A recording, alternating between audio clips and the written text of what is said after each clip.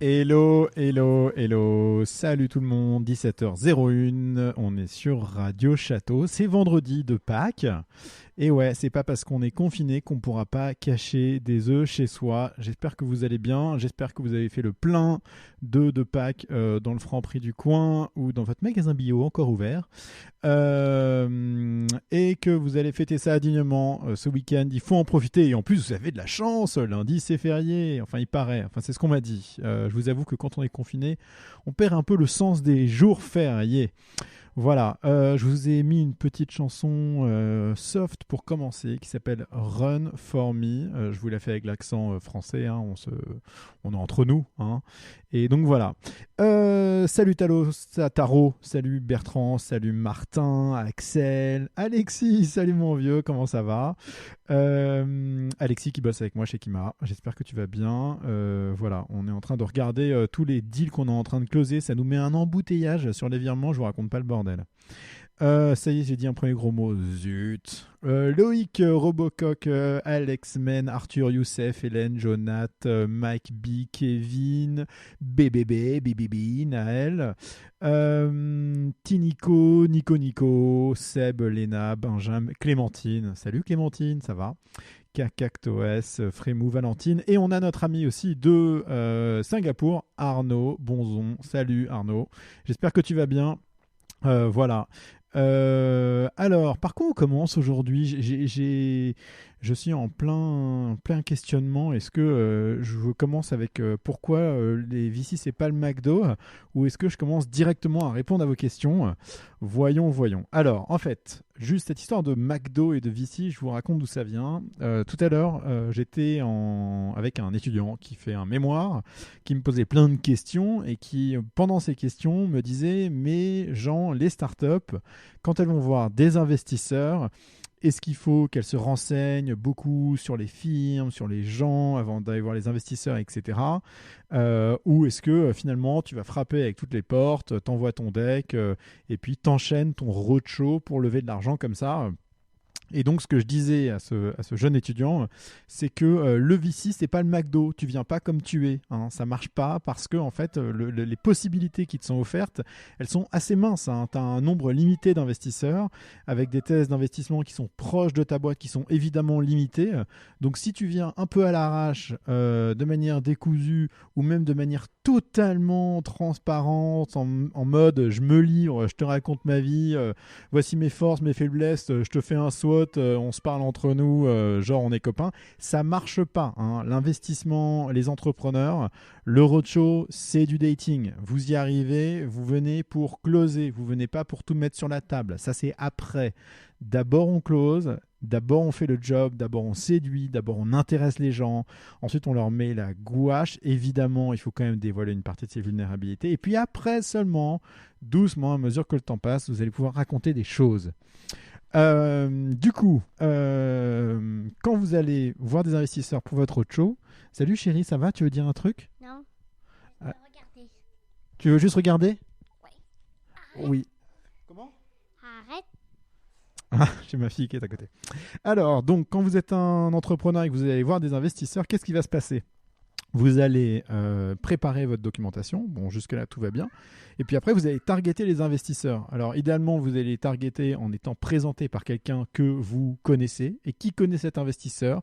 Et il faut que cet investisseur fasse confiance à cet entrepreneur ou à cette autre personne. C'est important, le lien de confiance compte énormément là-dedans. Et puis, il faut que vous vous renseigniez sur les individus. Vous avez des vidéos YouTube, vous avez des interviews, vous avez les profils des gens sur leur LinkedIn, sur la page des profils sur le site internet de l'investisseur. Et donc, il faut absolument que vous vous renseigniez sur qui est cet investisseur, qu'est-ce qu'il kiffe, qu'est-ce qu'il fait vibrer, quelles sont ses passions. Si votre investisseur, c'est quelqu'un qui adore l'Ironman ou le vélo, ça sert à rien de lui parler, je sais pas moi, de jeux de quilles et de je ne sais quoi. Il faut les passionner, il faut créer le lien, quoi. Le meilleur moyen de créer le lien, c'est de les accrocher sur quelque chose qu'ils kiffent. Donc renseignez-vous aussi sur le type de boîte qu'ils financent, pourquoi ils ont financé tel entrepreneur. Regardez même s'il y a des patterns de caractère chez les entrepreneurs qu'ils ont financés, et vous allez découvrir énormément de choses, et vous n'allez pas débarquer chez le VC comme au McDo, pas comme vous êtes, mais comme l'investisseur aimerait que vous soyez. C'est de la drague. Et donc, il faut être bon là-dedans. Ne vous foirez pas. C'est important. Alors, avant que j'oublie, parce que hier j'ai oublié, je m'en veux un peu parce qu'il nous a posé la question 2 fois, il faut que je réponde à Christophe qui m'a demandé ce qu'on pense du concept d'operating partner dans les fonds. Est-ce que c'est trendy? Est-ce que c'est utile? Est-ce que c'est une tendance lourde? Et dans quel sens du terme, lourde, et quel profil on cherche. Alors, c'est une théorie intéressante, le principe d'operating partner. En France, parmi les fonds qui en ont, vous avez Serena Capital, typiquement, qui a des operating partners, et vous avez pas mal de fonds qui ont décidé, pour commencer, d'avoir en tant qu'operating partner des gens qui sont à la recherche des talents, donc des talent managers, des chasseurs de tête en interne, qui vont aller trouver les meilleurs profils pour les dispatcher dans les boîtes du portefeuille. Alors, est-ce que c'est trendy? Est-ce que c'est utile? Est-ce que c'est une tendance qui va s'accélérer? Alors, il y a plein de théories là-dessus, elles se valent un peu toutes. Si vous allez voir un professionnel, il va vous dire, je ne vois pas pourquoi je vais aller me loquer dans un fonds d'investissement pour accompagner tous les entrepreneurs de ce fonds d'investissement, alors que normalement, mon métier, c'est justement de choisir les gens avec qui j'ai envie de travailler. Et choisir les gens avec qui on a envie de travailler, c'est pour eux qu'on se défonce, et ils vont payer la prestation pour laquelle on se défonce. Et donc, c'est important aussi d'avoir ce lien transactionnel avec le client, et de la même manière que le client, l'entrepreneur, il n'a peut-être pas envie d'accrocher, ou peut-être qu'il n'accroche pas avec l'operating partner du fonds. Et pire encore, peut-être qu'il se demande si cet operating partner, quels sont ses intérêts? Est-ce que ses intérêts, c'est les intérêts de l'entrepreneur, c'est les intérêts du fonds, c'est des intérêts croisés? On va vous dire, oui, c'est la même chose, c'est l'intérêt de la boîte au final, etc. Mais c'est pas vrai.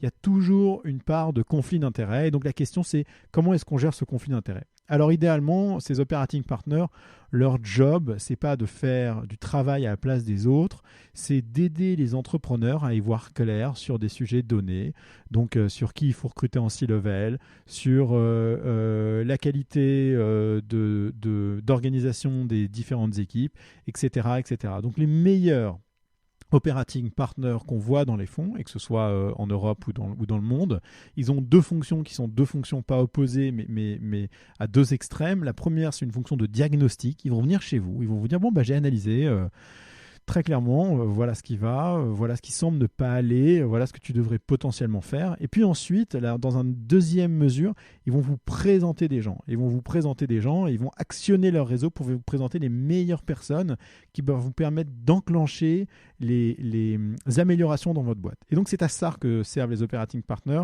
Les operating partners, ce n'est pas des gens qui viennent se mouiller plusieurs heures par semaine chez vous pendant des mois et des mois.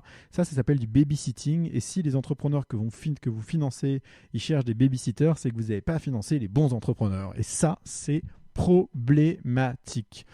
Et donc, Serena, ils ont des operating partners. Je peux vous dire que sur certaines boîtes, je pense à IBAN First, il m'a semblé qu'ils ont été assez instrumentales et que la boîte a recruté beaucoup de profils et s'est organisée notamment grâce à eux. Et en tout cas, le diagnostic initial était très utile, je m'en souviens bien. Donc voilà, et après, vous en avez d'autres qui recrutent. Je vous avoue que je ne me suis pas beaucoup renseigné et que je n'ai pas beaucoup vu ça en France, mais à l'étranger non plus. Hein. Vous allez chez Axel, chez Index, chez Balderton, il me semble qu'ils ont des gens qui vont vous aider un petit peu sur le recrutement, mais ça s'arrête là.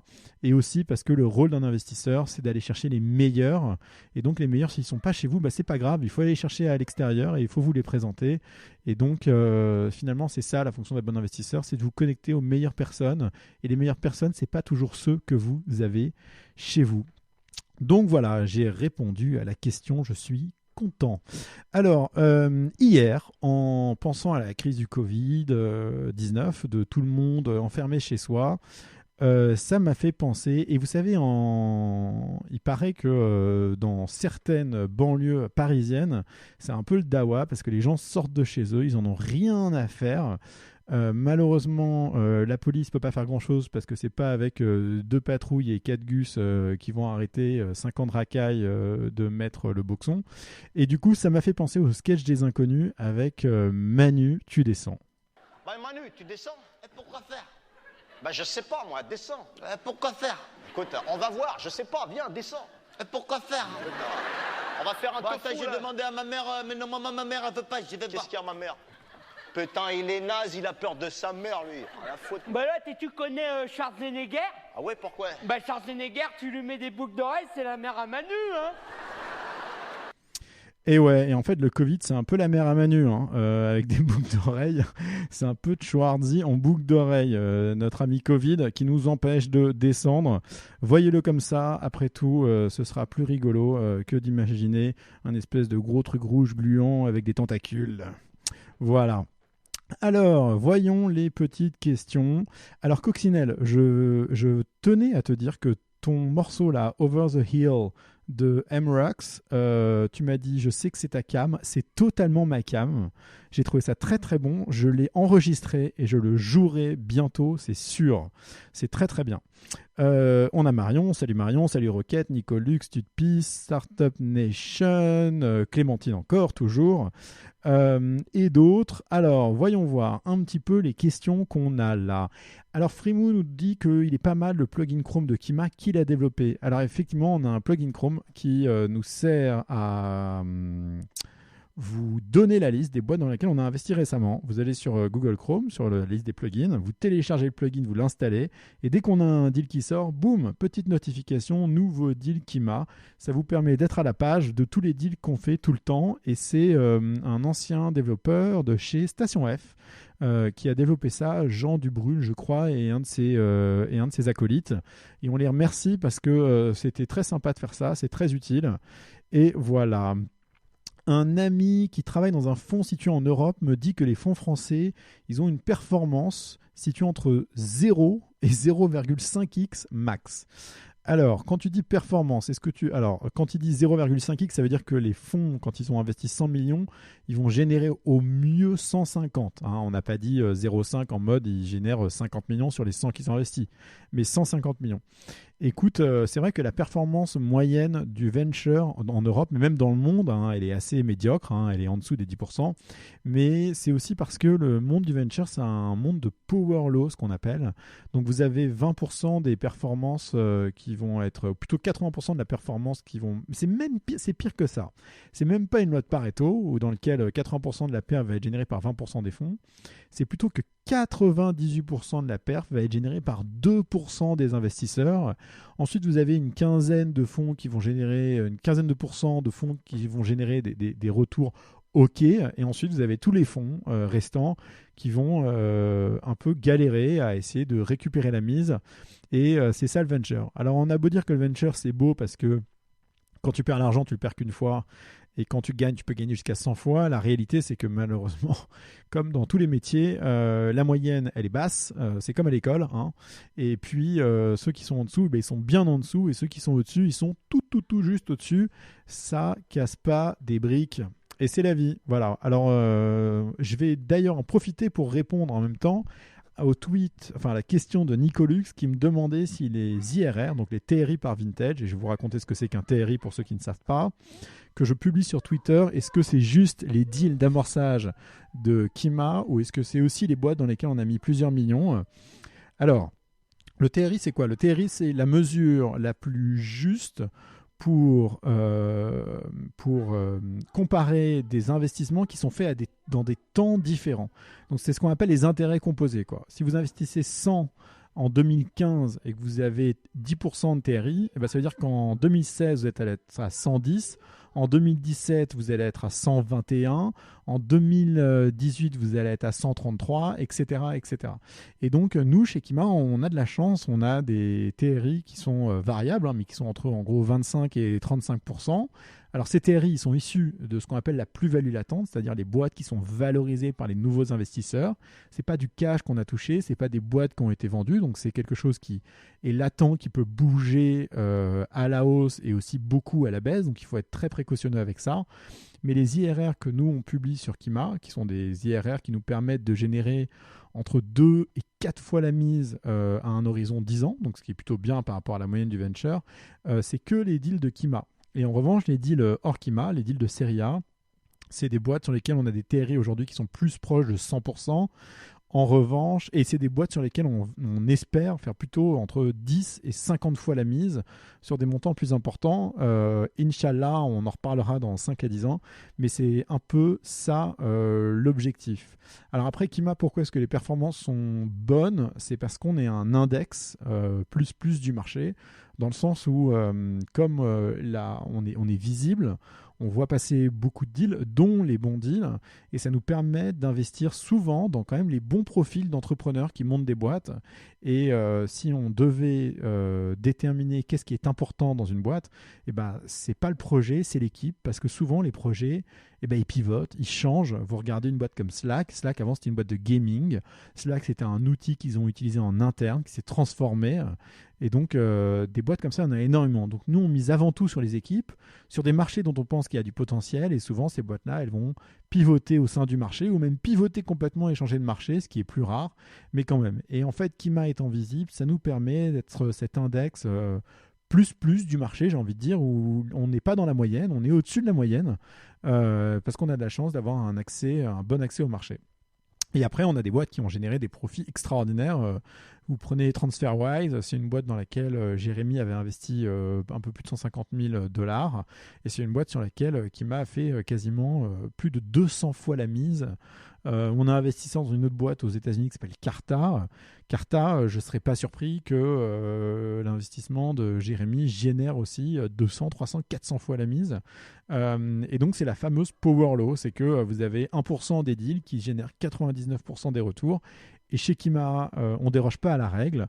Sur 100 boîtes, on pense, et il faut qu'on vérifie ça avec les données à mesure qu'elles changent sur les 10 dernières années, mais qu'on a environ 70% des boîtes qui vont générer peu ou pas d'argent. Et sur les 30% qui restent, on va en avoir entre 1 et 5 qui vont générer entre 30, 50 fois la mise ou plus. Et après, on va en avoir une dizaine, quinzaine qui vont générer entre 5 et 10 fois. Et puis après, vous allez avoir une quinzaine qui va être en dessous de 5 fois la mise. Et ça, c'est la vérité du marché. C'est cette fameuse power law qui fait que très peu de boîtes génèrent énormément de retours. Alors, Nicolux, Arnaud te répond qu'en général, les first-time fund managers, ils ont plus faim et ils ont moins de management fees en valeur absolue, donc une volonté plus forte de gagner les deals. Alors parce que Nicolux nous disait, est-ce que c'est vrai que les first-time fund managers, donc les gens qui ont un fonds pour la première fois, performent mieux que les autres? Et effectivement, c'est vrai, et c'est vrai parce qu'ils ont plus faim, parce qu'ils ont plus d'appétence au risque, aussi parce que les fonds sont un peu plus petits. Et donc un fonds plus petit, c'est plus facile de générer de la perf qu'un fonds qui est gros, parce que la valeur absolue, il faut quand même aller la chercher. Vous prenez l'exemple de Index Venture, ils viennent de lever un fonds de 2 milliards. C'est fabuleux un fonds de 2 milliards, mais ça n'a d'intérêt que s'ils arrivent à générer plusieurs milliards de profits autrement le fonds n'a pas d'intérêt. Alors qu'un fonds comme Union Square Ventures, par exemple, qui fait 100 millions, ou même des fonds comme ceux de Benchmark, qui font 400 millions, c'est des fonds sur lesquels vous êtes capable de créer beaucoup plus de valeur.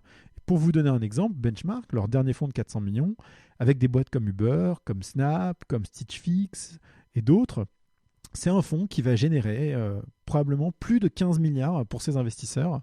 Et c'est énorme. Alors, ils avaient WeWork aussi, ça n'a pas été une grande réussite, mais en même temps, on ne peut pas gagner à tous les coups. Ils ont quand même déjà beaucoup gagné.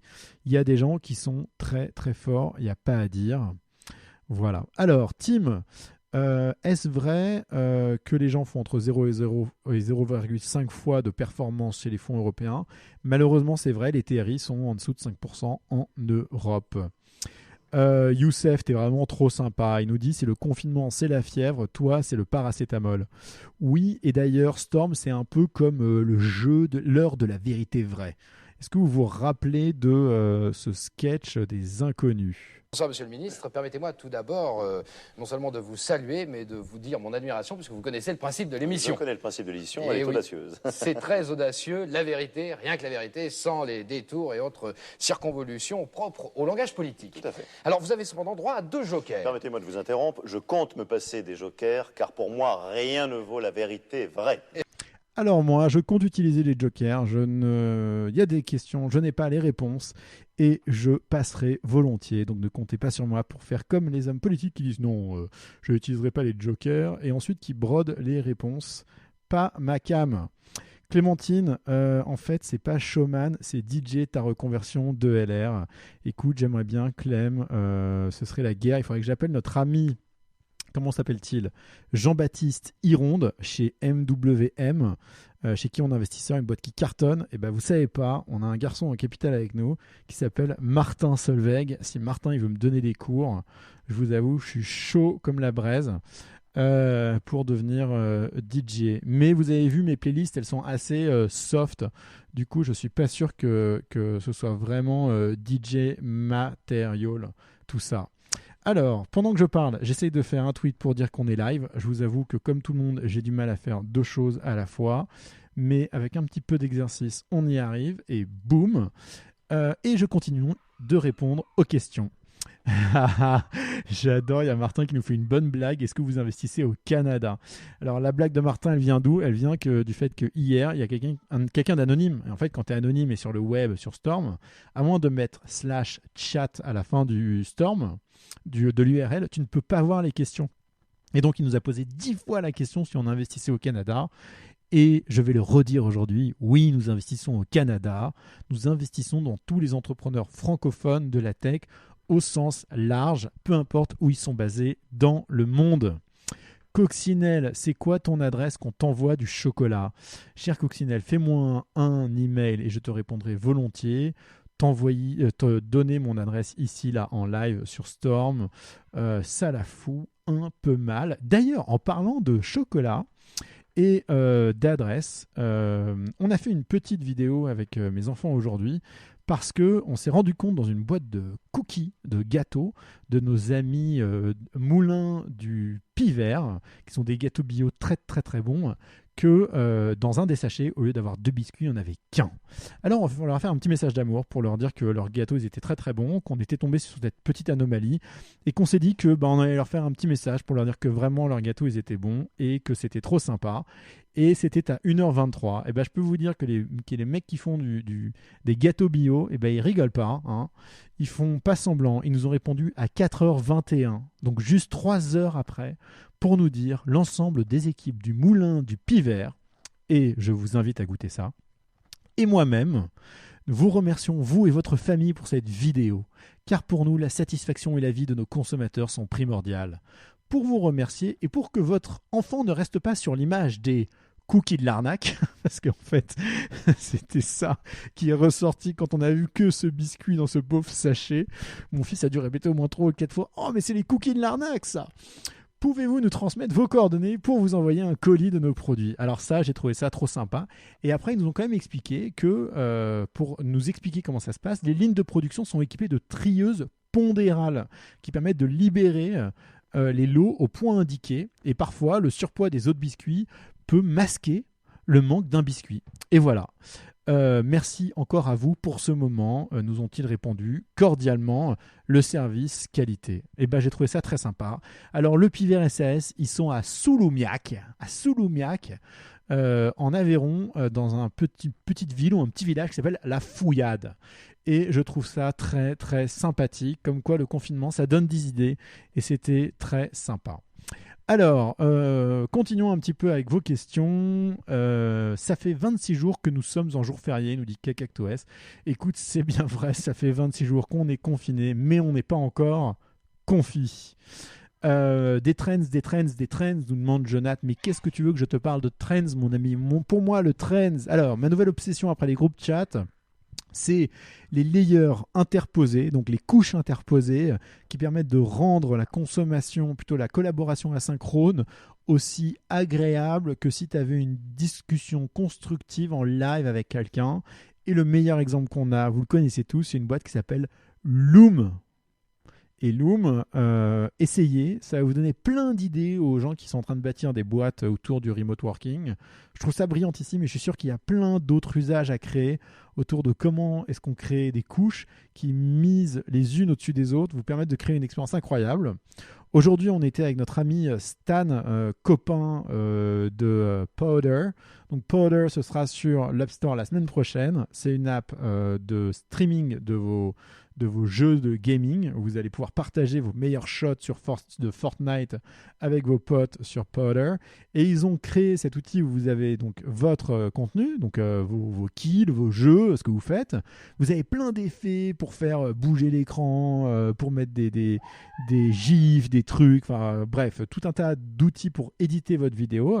Et puis après, exactement comme sur YouTube, vous allez pouvoir mettre votre tête en overlay pour commenter ce que vous êtes en train de faire. Et en fait, c'est dingue à quel point les contenus augmentés comme ça créent énormément de valeur pour les gens qui les regardent. Et je trouve ça passionnant comme sujet, le sujet de comment est-ce qu'on additionne ou comment est-ce qu'on crée des effets composés avec des couches successives qui augmentent la qualité du contenu. D'ailleurs, il faudrait que j'en parle à Brut. J'étais avec notre ami Guillaume Lacroix aujourd'hui, ce matin, fondateur de Brut, qui carbure, je vous raconte même pas. Et du coup, en pensant à ça, je me dis qu'il faudrait que je discute un peu avec notre ami Guillaume de comment est-ce qu'on améliore encore l'expérience de Brut avec des couches successives. Ils en ont créé des très belles, il y en a probablement une ou deux supplémentaires à créer. J'ai hâte de voir ça. Alors, continuons un petit peu. Louis, salut. Naos, salut. Charles, salut. Mehdi. Et alors, tiens, vous savez quoi, KKactoS nous demande si Airbnb, enfin d'ailleurs il nous demande pas, il nous dit avec un petit smiley, un peu d'ironie ne fait pas de mal, il nous dit Airbnb ça va s'effondrer comme un château de cartes, c'est quasi certain. Je ne sais pas si Airbnb va s'effondrer comme un château de cartes. D'abord, je ne leur souhaite pas parce que je le trouve fabuleux et c'est grâce à eux qu'aujourd'hui on est dans une petite maison à Châteauneuf grâce, et ben tout ça c'est grâce justement à Airbnb. Et puis après Airbnb, peut-être qu'ils ont un petit peu poussé au niveau de la croissance et des embauches, etc. Mais je suis sûr qu'ils ont de quoi réduire la voilure pour être extrêmement rentables. Je n'ai aucun doute là-dessus. Je suis sûr qu'ils vont sortir de cette expérience grandie, comme tous les gens qui s'adaptent très bien à ce type de crise. Cher anonyme, tu me dis enfin le meilleur moment de la journée, merci. Et ben c'est moi qui te remercie parce que c'est grâce à des gens comme vous qui disent merci et qui sont là. Vous êtes aujourd'hui une petite centaine, et ben que je continue de faire ces lives. Et même si vous étiez qu'une petite quinzaine, vingtaine, ça me ferait plaisir quand même. C'est sympa. Ness me dit plutôt d'assumer les gros mots, ça fait partie du personnage. Alors oui, les gros mots, ça fait partie du personnage, mais il ne faut pas pousser mémé dans les orties. Et d'ailleurs, en parlant de pousser mémé dans les orties, ça me faisait penser à... Alors il y a quelqu'un qui a dit « Bonjour, bordel !» et ça me faisait penser au sketch des Inconnus qui est Jésus 2, le retour. Et Jésus 2, le retour, je vais vous le mettre dans quelques minutes, une fois que YouTube aura fini de me passer la pub sur Carrefour, parce qu'ils sont en train de me passer une pub sur Carrefour là pendant que je vous parle. Et j'ai hâte de voir de quoi il en est. Jésus 2, le retour, c'est parti, on y va. Le nouveau Stallone. Jésus 2, le retour. Je suis peut-être Né dans une étable, mais un jour on me construira des édifices que même les plus gros milliardaires pourront pas se payer. Et quel est ton nom? Christ. Jésus-Christ. Et toi? Pierre. Simon Pierre. Ah là là. Tu l'as vu ce matin au marché? Et surtout, Jésus, c'est quelqu'un de poli. Et on l'a bien vu au marché. Simon. Oui. Tu l'as vu ce matin au marché? Oui. Et je n'ai jamais vu quelqu'un distribuer autant de pain à la fois.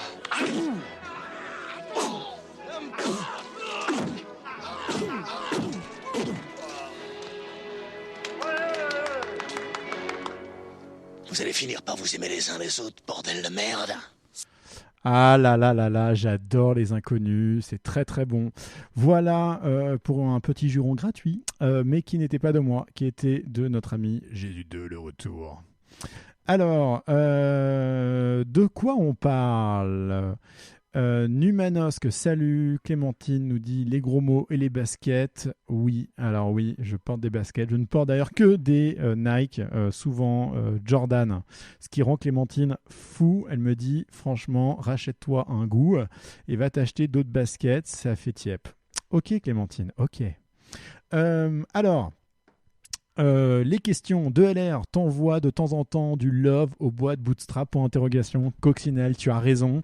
Revenons un peu à l'essence des boîtes. Le boulot d'une boîte, la mission d'une boîte, c'est de développer un produit et un service avec excellence que les gens aiment utiliser et pour lesquels ils vont être prêts à payer et sur lesquels ils vont même être contents de payer. Et c'est ça la vraie vie d'une boîte. Il n'y a pas de raison qu'on soit tous obligés de lever des thunes pour faire de belles boîtes.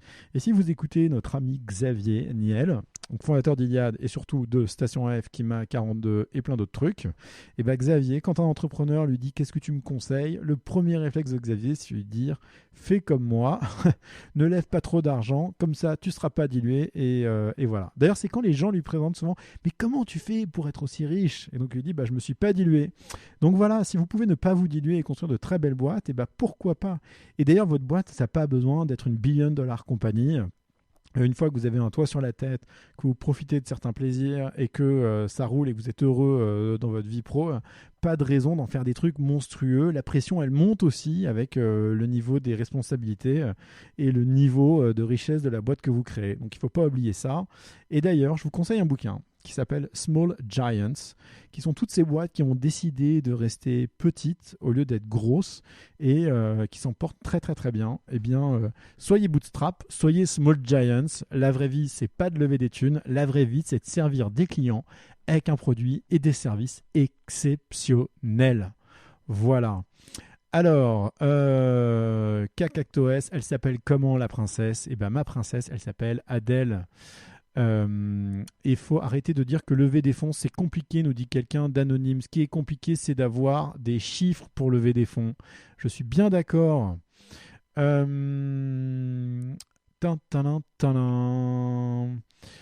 Stage, FFF, Angel, Précide, Cid, Précide, Pré-Série A, Série B. Mais Arnaud, de quoi parles-tu? Je ne comprends rien. Ah, au secours, aide-moi.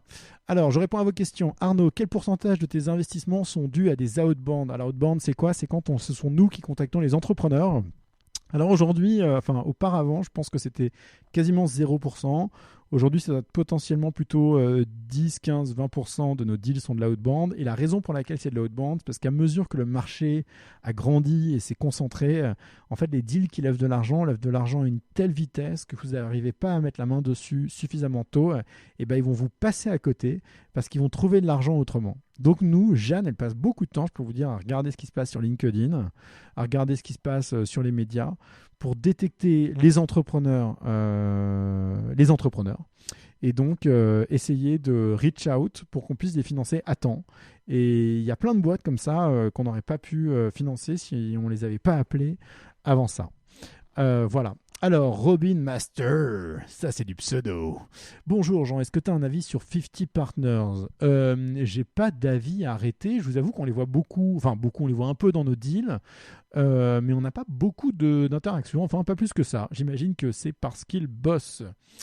Alors, question questions. Pauvres gens, on a oublié l'essentiel. Comment ça va? Oh, c'est sympa ça. Écoute, aujourd'hui ça va bien. J'en ai un peu chié cette semaine parce qu'il y avait beaucoup de taf. Mais en même temps, j'ai retrouvé la gouache, j'ai retrouvé la forme. C'était la semaine de la résurrection là, cette semaine. D'ici dimanche, j'aurai nettoyé ma to-do, mes emails, tout ça, et je vais pouvoir démarrer la semaine prochaine en pleine forme et terminer ce papier sur coaching philosophie que je dois absolument à mon supervisory group à l'INSEAD. Et donc, je vais pouvoir terminer ça tranquillement d'ici dimanche et pouvoir commencer la semaine prochaine en lisant les mails de ceux qui m'ont demandé à être coaché et en sélectionnant, et je suis désolé, il y aura une sélection, 2 ou 3 d'entre vous pour être coachés. Voilà. Et Coccinelle, comment ça va? Je réponds à vos questions. Vous êtes en train de chatter en fait. Il faudrait que j'arrive à lire vos questions pour créer toute une histoire. Arnaud demande de LR, Coccinelle et l'araignée d'hier. Elle va bien? Point d'interrogation. L'araignée va bien d'hier. Quelqu'un d'anonyme me demande: peux-tu définir le concept de C-level pour une boîte, please? Alors, d'abord, cher anonyme, C-level, ça s'écrit pas S-E-A, hein, c'est pas le niveau de la mer, hein, c'est C-level, c'est chief.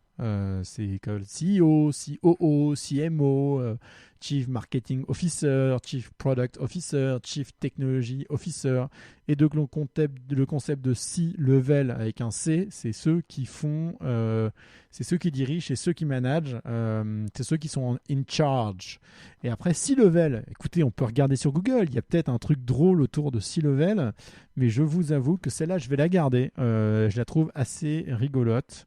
La C-level, écoute, dans les startups, je ne sais pas si ça veut dire quelque chose.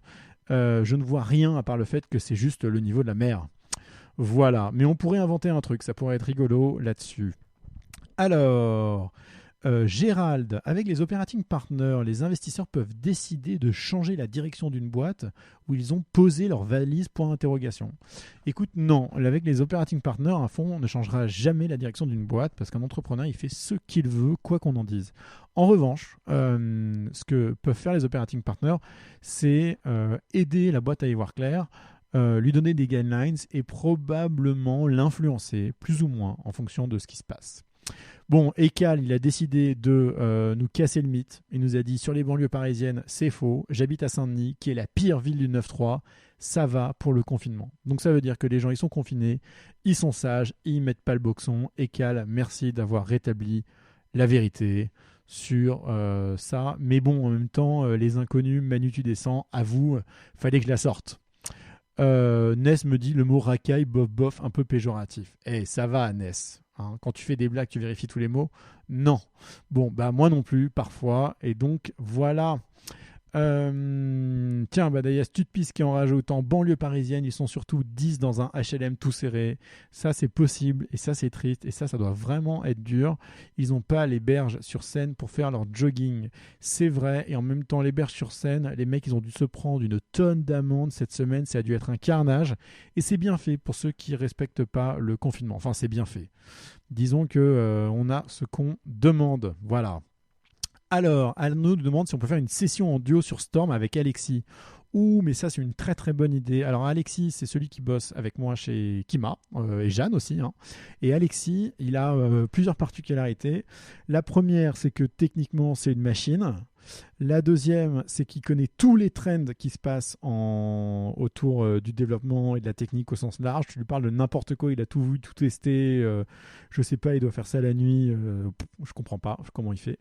Et donc ça, c'est dingue.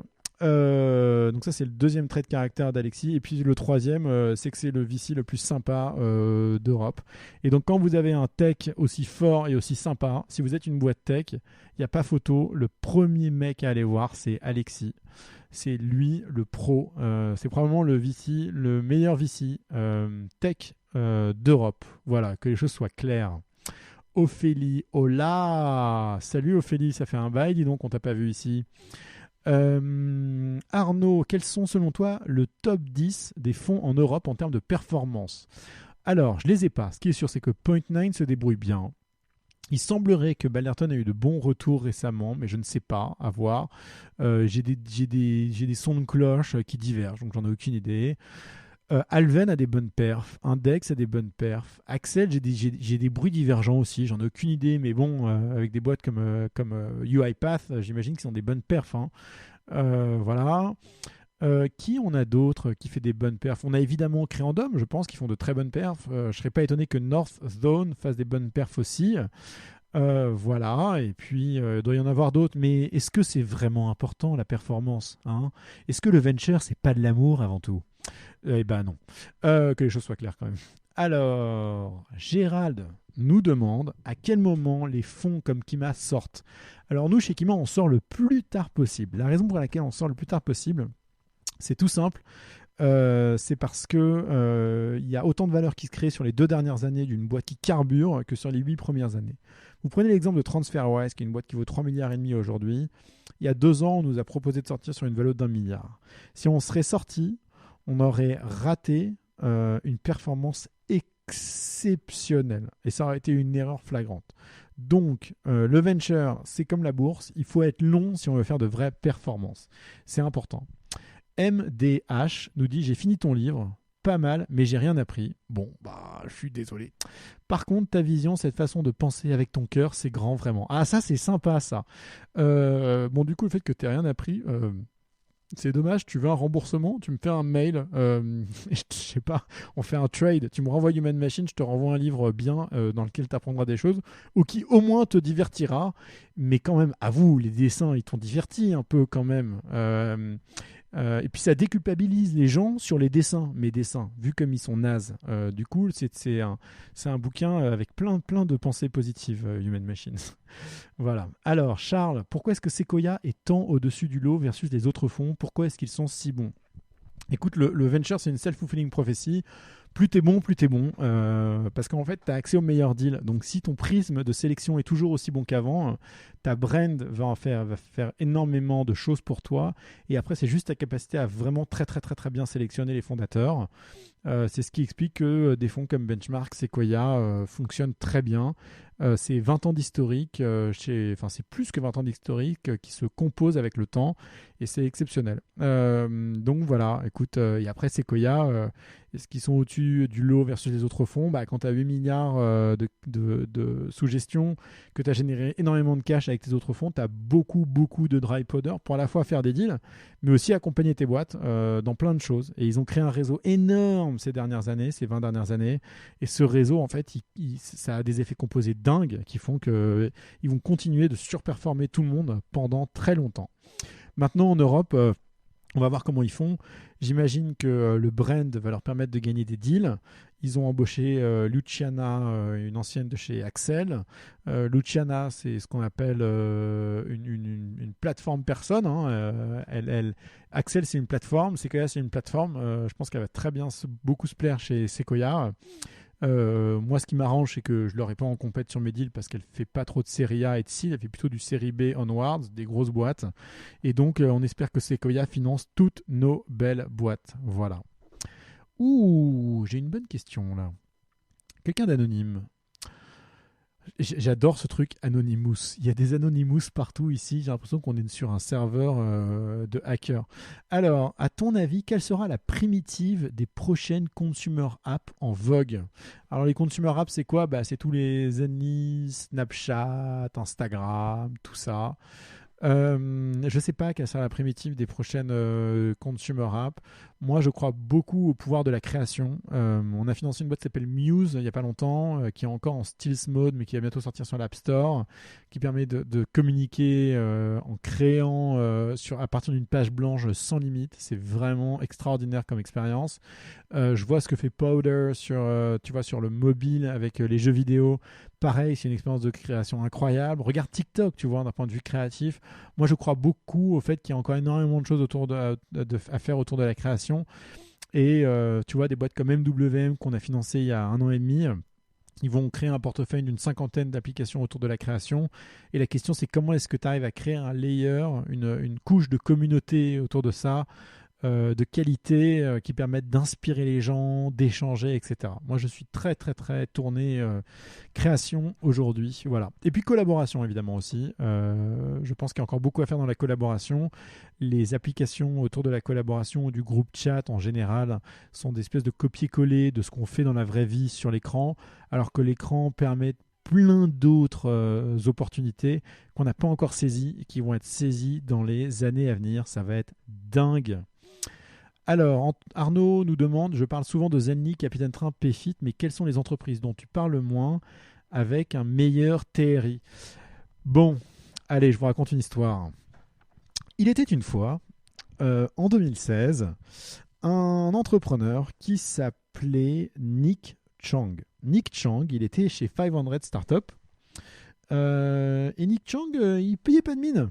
Il était là, au démodait, tranquille. Il venait nous expliquer qu'il avait plutôt bien suivi les best practices, que ça fonctionnait bien avec sa boîte, qu'il voulait pas lever trop d'argent, voilà, mais qu'il avait de l'ambition. Mais il la ramenait pas trop. Et c'est marrant parce que c'était un peu en opposition avec tous les autres entrepreneurs qui, dans le style très américain qu'on leur connaît, étaient en train de vendre. Mais moi, j'ai trouvé Nick très bien. Très bon. Et Nick, on l'a financé à l'époque en mettant $150,000 sur une valo qui était aux alentours de, je sais plus, 4 millions, donc pas très cher. Et il a péniblement réussi à lever quelques millions de dollars dans les mois qui suivaient, mais ça n'a pas été facile pour lui. Et on n'a pas eu de news pendant 1 an et demi. Puis c'était donc en fin 2017, je lui envoie un mail. J'étais un peu embêté. Je lui dis, mais Nick, ça va? Quoi de neuf? Il nous dit, ouais, ça va. Je suis passé de 300 à 15 000 clients et de, je sais plus, c'était 30 000 euros de chiffre d'affaires mensuel. Donc 300 000 euros de chiffre d'affaires annuel à 10 millions de chiffre d'affaires annuel. Et récurrent, hein, donc c'est beau. Hein. Je me dis, waouh, incroyable, c'est cool. Bon, fin 2018, pas de news. Je lui fais un petit message. Je lui dis, hey Nick, ça va? Et il me dit, bah ouais, ça va. On a 75 000 clients, fait 45 millions de revenus. Donc tout va bien pour la Minique. Et en 2019, j'ai pas eu besoin de l'envoyer un mail. Il m'a dit, bah écoute, avant que tu m'envoies ton mail, je te le dis, hein, cette année on sera, je sais plus, genre 150 000 clients et on fera 100 millions de revenus récurrents par an. Et bah des boîtes comme ça, c'est des boîtes dont les TRI vont être extraordinaires, qui sont très discrètes, et c'est beau de voir ça. Voilà. Coccinelle nous demande c'est quoi le top 3 des boîtes dans lesquelles j'ai pas pu investir. Alors, c'est difficile parce que est-ce que les boîtes dans lesquelles je regrette ne pas avoir investi, les boîtes dans lesquelles j'ai investi mais un peu trop tard, ou les boîtes qui ont très bien marché dans lesquelles j'ai pas investi mais pour autant je suis pas fan. Alors, je pense que une qui est assez connue, c'est Conto. J'ai pas investi à l'époque parce que il y avait 3 cofondateurs. Je trouvais que le texte était fait recal de quelques-uns de mes boîtes et donc et j'avais des doutes sur sa capacité à créer la stack bancaire nécessaire pour tout casser dans le marché. Et d'ailleurs, faut voir le temps qu'ils ont mis Conto à développer leur stack bancaire. Hein, ça met du temps et donc c'est un peu de dette technique à nettoyer, même si au niveau du produit, hein, c'est un beau produit. Et puis sur un des 2 fondateurs, j'avais un misfit. Et donc ça faisait quand même 2 sur 3. Du coup, j'ai passé. J'aurais peut-être dû investir. Hein. On aurait fait une belle perf sur le tour qui viennent de closer récemment. L'autre boîte dans laquelle on a passé, on a pu investir après, c'était Alan. On a passé sur le Serie A un peu bêtement parce que d'abord, Jean-Charles cherchait un deal qui n'était pas un deal juste du pure equity, cherchait aussi de l'obligation convertible, remboursable, parce que c'était pour ses fonds propres en tant qu'assureur. Et comme c'était pas un deal vanilla, comme on appelle, et ben, on ne s'est pas positionné. On aurait peut-être dû discuter, négocier, etc. Et on n'a pas eu le courage. Et donc, on ne l'a pas fait. Mais on l'a fait au tour d'après. Voilà. Et je regrette parce que Jean-Charles et Alan, c'est une boîte exceptionnelle, tournée sur le long terme et qui va faire de grandes choses. Et puis, l'autre boîte dans laquelle on n'a pas investi, dans laquelle on aurait bien investi, je ne sais pas. J'avoue que c'est à peu près les seuls. Il y a des deals sur lesquels on avait commité, mais pas en France, sur lesquels on s'est fait tège. Et ça, je regrette un peu.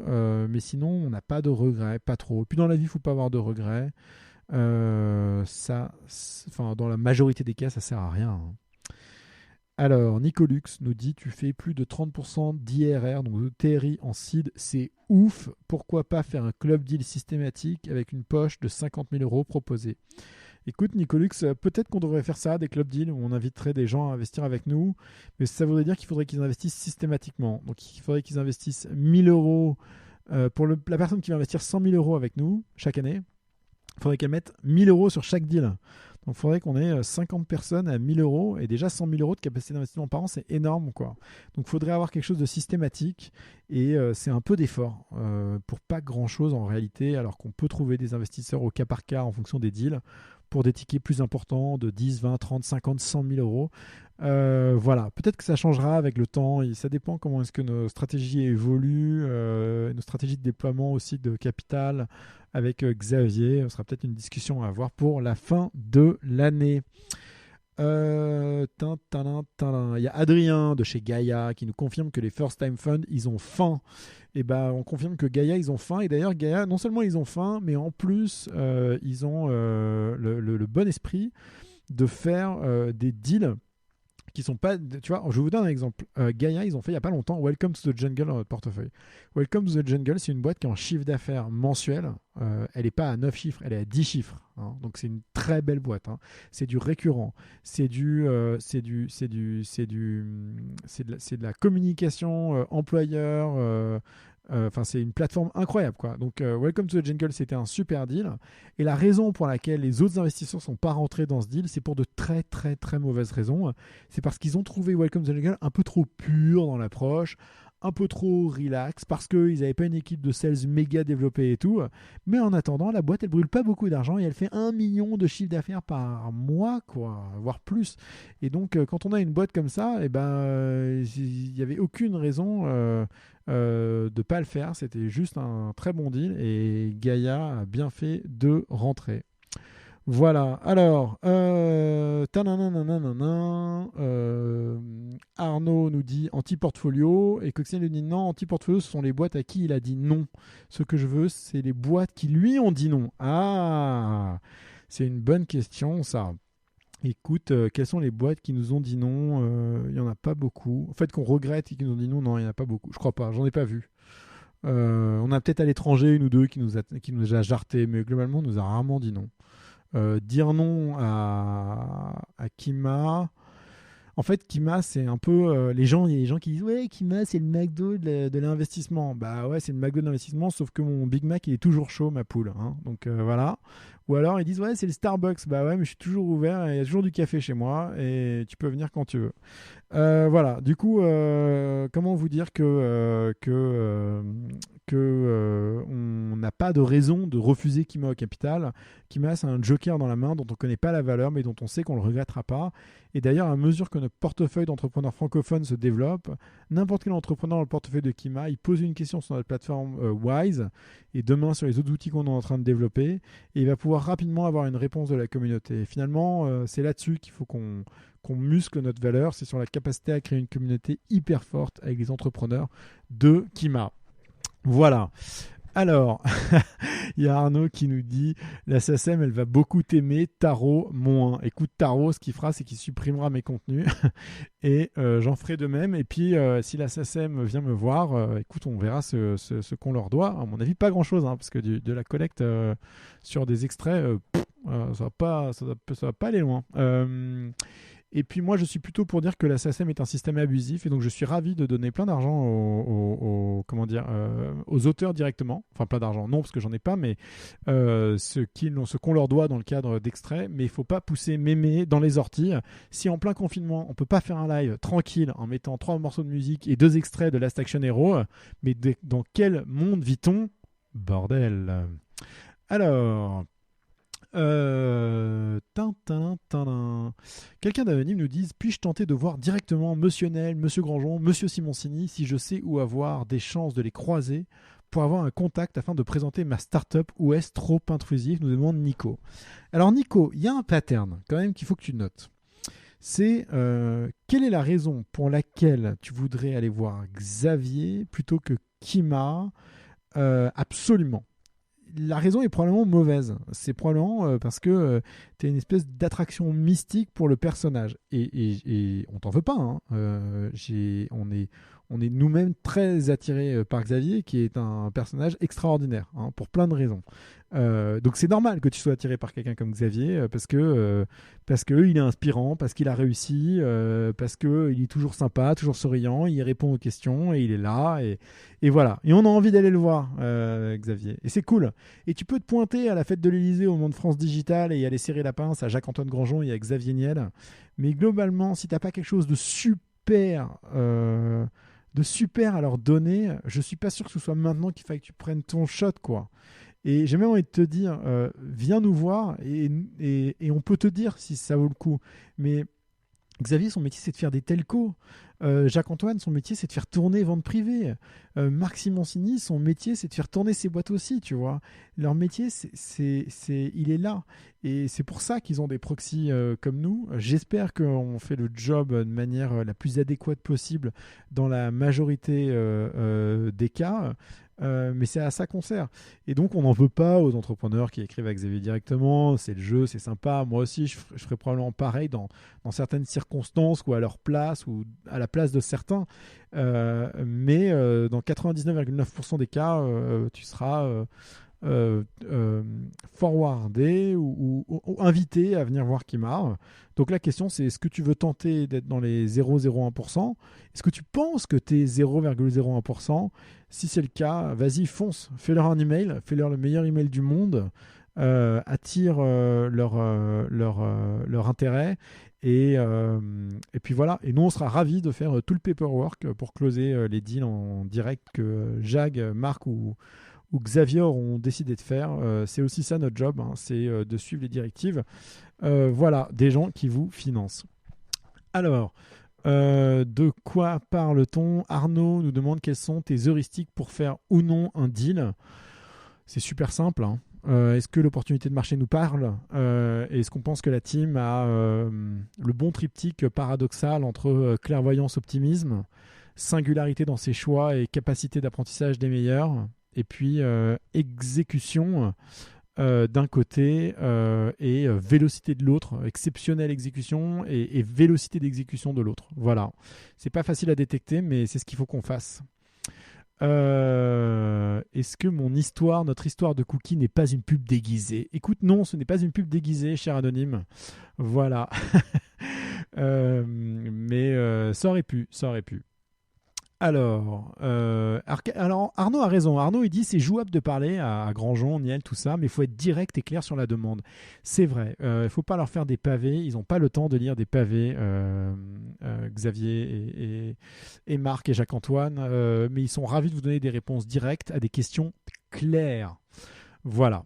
Un anonyme vient d'arriver, nous demande si on continue d'investir avec Xavier. Oui, on continue. On fait attention, mais on continue. Il va falloir que j'enchaîne les questions parce que nos amis, j'ai l'impression que tous les jours on dérape. Finalement, on va terminer par réussir à faire ce fameux Radiolib 3 heures d'affilée. Ce dont j'ai peur en revanche, c'est que vous arrêtiez de suivre au bout d'un moment. Et du coup, est-ce que c'est vraiment une bonne idée? Je ne suis pas sûr. Arnaud, j'aime bien ta question Arnaud, elle est très très très bonne.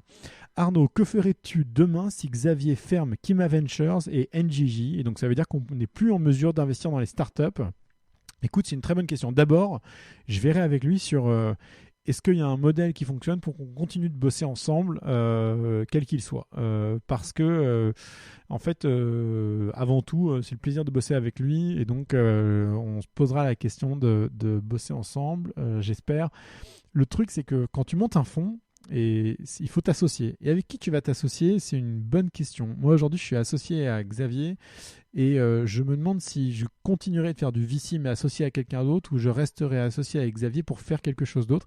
C'est pas sûr. En fait, il est probable que je choisisse la deuxième option, c'est-à-dire rester associé avec Xavier mais pour faire autre chose. Probablement, peut-être, je ne sais pas. Écoutez, si la question se pose, on verra. Quel est l'exit que je regrette le plus?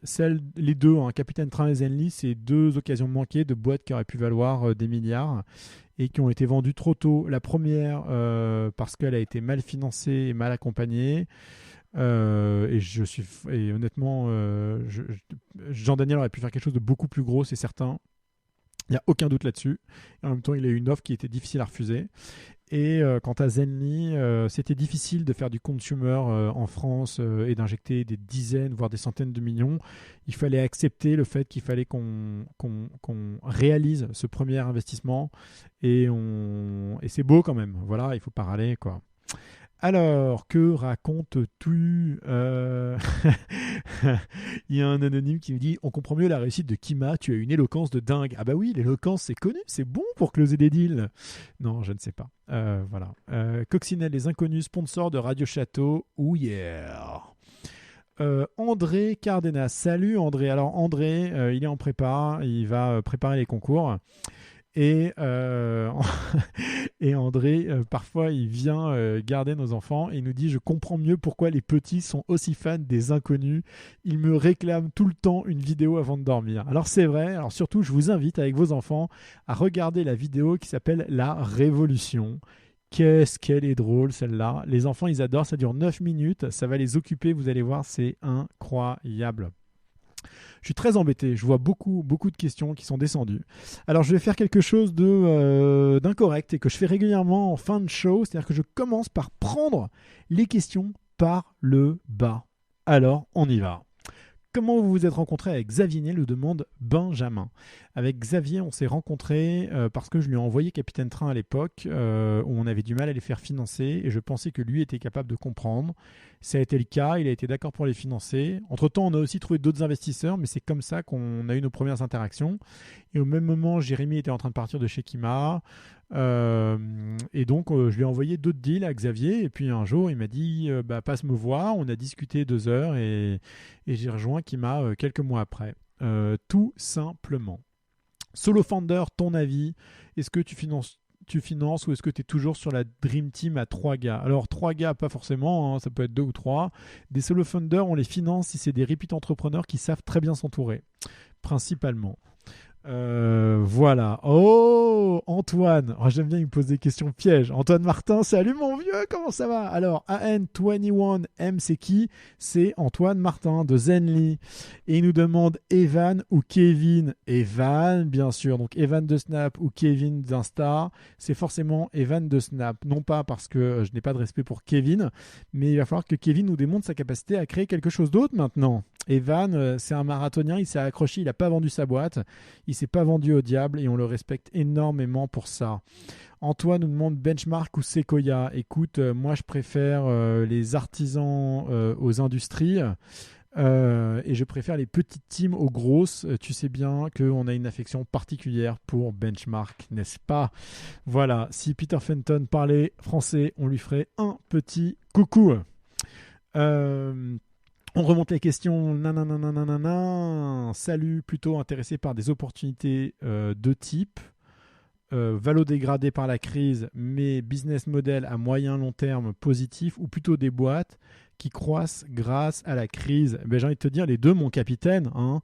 Si c'est bon, on y va. Est-ce que tu peux nous rappeler ton email? L'email, c'est jean@kimaventures.com ou jean@ le chiffre 2 lr.com, tout simplement. Comment gères-tu tes enfants en ce moment? Écoute, je gère mes enfants en faisant de la cuisine, en faisant la vaisselle pour que ma femme accepte de s'en occuper une grande partie de la journée. Ce qu'elle fait merveilleusement bien. Aujourd'hui, on a eu un peu de musique, des concours de dessin et de la lecture. On essaye de limiter les iPads, même si je vous avoue que parfois c'est difficile, mais on fait notre max. Quelqu'un nous demande si Simoncini il est chez Daphne ou pas. J'en ai aucune idée. J'ai pas bien suivi non plus tout ça. Alors Benjamin nous demande si on n'a pas trop peur d'être complètement déconnecté de la réalité à force d'être dans le turfu de l'innovation tech digitale. Écoute, j'espère que le turfu c'est la future réalité et que être déconnecté aujourd'hui ne nous empêchera pas d'avoir raison demain. On essaye de faire un pont, c'est pas rationnel parce que c'est pas vrai, mais qui soit juste entre des illusions actuelles et des réalités de demain qui sont très proches. Et c'est ça tout l'exercice. C'est le time to market. Quand le time to market est bon, tout est bon. Et d'ailleurs, vous regardez nos amis de chez Zenly. Zenly, 2 ans auparavant, ça marchait pas. Et Zenly, pile en 2015, c'était les balbutiements de la capacité à faire vraiment de la géologue sur mobile qui fonctionne. Ils ont craqué le truc. Aujourd'hui, c'est un peu, je vous dis pas que c'est une commodité, mais c'est plus facile qu'avant. Et eux, le time to market était parfait et ils ont vraiment joué très très bien leurs cartes. Alors, autre question. Hélène, penses-tu que le business autour du bébé vont boomer avec le baby boom à venir? Écoute Hélène, il y a toujours 700 000 gosses qui naissent par an en France. Si demain il y en a 900 000 au lieu de 700 000, je ne suis pas sûr que la différence soit vraiment flagrante ou qu'elle se voit énormément. Et puis ça va nous rajouter des bébés pendant une début de génération, quoi, hein. Mais en fait, est-ce qu'on va avoir énormément d'enfants? Qu'est-ce que ça va donner le baby boom? C'est difficile. Écoute, June, elle marche très bien avec ses couches, hein, donc pourquoi pas. Je vais être très honnête avec toi, je galère vraiment à me faire suffisamment à la fois de conviction et d'opinion sur à quoi ça ressemble un vrai produit pour baby boomer qui cartonne, quoi. Pour les bébés, hein, je ne sais pas, j'ai du mal. Je mets un joker sur la question, je suis désolé. Quel conseil donnerais-tu à un entrepreneur Frenchie qui souhaite démarrer sa startup à Los Angeles? Déjà, pourquoi Los Angeles? Et ensuite, comme d'habitude, il faut se créer un réseau. C'est pareil partout dans le monde entier, partout où tu vas. Il faut te créer un réseau qui va te permettre de progresser, d'être connecté aux bonnes personnes et de développer la fameuse self-fulfilling prophecy qui est importante dans les startups. La self-fulfilling prophecy, c'est quoi? C'est lorsque en fait les éléments convergent vers toi et convergent vers l'histoire que tu es en train d'écrire. Par exemple, est-ce que Zenly quand Zenly a Benchmark au capital, et Benchmark c'est un driver de self-fulfilling prophecy. Et ça, il y en a pas mal, hein. C'est comme quand Sequoia investit dans une boîte, ça crée du bruit autour, ça crée de l'awareness. YC est un outil de self-fulfilling prophecy, il y en a plein comme ça. Donc peu importe où tu vas, et notamment à Los Angeles, connecte-toi aux bonnes personnes et essaye de créer cet environnement autour de toi pour maximiser tes chances de réussir. Thibaut nous demande, explique comment ça se passe quand tu closes un deal. C'est-à-dire, écoute, comment ça se passe, je signe. Non, je dis d'accord, j'envoie un feu vers Xavier, il répond OK, on signe la documentation, on fait le virement. Voilà. Mais si tu as des questions plus précises, je serai ravi d'y répondre. Thibaut, tu dis que Zenly ça marche de ouf en ce moment, mais vu que tout le monde est chez soi, je comprends pas pourquoi c'est beaucoup utilisé. Mais ça c'est pour vérifier que tous tes copains où ils sont, hein. C'est pour vérifier qu'ils sont bien chez eux, et c'est surtout pour que les gens qui sont à la Cambrousse planqués chez d'autres copains expliquent à leurs potes que eux ils sont pas confinés à Paris. Sale histoire. Quelqu'un anonyme nous demande comment je passe mes journées. Est-ce que j'ai des nouvelles routines que j'ai développées? J'ai pas de nouvelles routines. Enfin, si, beaucoup de bouffe. Je fais beaucoup la bouffe et je fais beaucoup la vaisselle. Ça, c'est une sacrée routine en ce moment. Et aussi badminton et abdominaux fin de journée avec mon fils. Deuxième routine. Voilà. Alors, il y a des questions auxquelles j'ai pas répondu. Ok, malheureusement, je ne répondrai pas parce que je ne peux pas répondre à tout le monde. Parce que je suis pas D-Fool. Parce que je fais pas un live de 3 heures. Pour plein de raisons. D'abord parce que ça va me claquer. Ensuite, ça va vous ennuyer. Et après, je vais me faire engueuler en plus. Du coup, ça la fout mal. Je vais répondre à 3 dernières questions. Parce que 3 est un chiffre magique. Et la première question commence en plus avec un top 3. Et ensuite, je vais vous mettre un finish de l'espace. Le top 3 des choses que j'ai appris en travaillant aux côtés de Xavier. Écoutez, ce qui est important avec Xavier, c'est pas ce qu'on a appris à ses côtés, c'est ce qui est important pour travailler à ses côtés. Ce qui est important pour travailler aux côtés de Xavier, c'est d'être sympathique, honnête et efficace. Si vous composez ces 3 éléments, a priori, ça devrait bien se passer. Question de Coccinelle, quand est-ce que je participe à Qui veut être mon associé? Écoute, demande à Marc ce qu'il en pense. Je vais être très honnête, je suis pas sûr d'avoir le courage. Ça me fout un peu les boules, un truc comme ça. Voilà. Ah oui, c'est bon ça. Il y a quelqu'un qui propose de faire un live de 3 heures avec Carlos et Oussama. N'empêche, je pense que ça se tente. On va voir. Mais tu sais qu'en fait, un live de 3 heures juste avec Oussama, ça le fait. Hein. Oussama, il te tient le micro, mais même pendant 10 heures d'affilée. Hein. Il t'enchaîne, je suis sûr. Entre Oussama et toi, c'est Oussama qui gagne hein, sur la distance en termes si tu veux faire un marathon d'éloquence. Voilà. Alors, et une dernière question pour le fun. Est-ce qu'on fait un live avec Antoine Martin autour de tech, Zig, des inconnus de ta life et tout? Je vais proposer à Antoine, on va voir ce qu'il nous dit. Si tu es encore connecté, Antoine, tu risques de recevoir un petit WhatsApp à la sortie de ce live et qui va te demander « Hey mon vieux, tu fais quoi la semaine prochaine? Est-ce que tu veux faire un petit live ?» Allez, une petite demi-heure avec les auditeurs de Radio Château.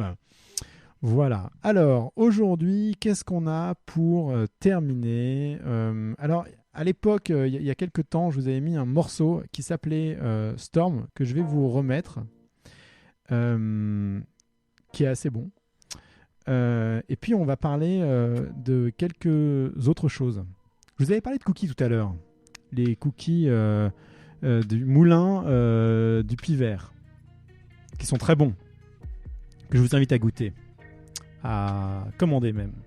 Ces cookies, vous pouvez les tremper dans le lait si vous êtes plutôt traditionnel.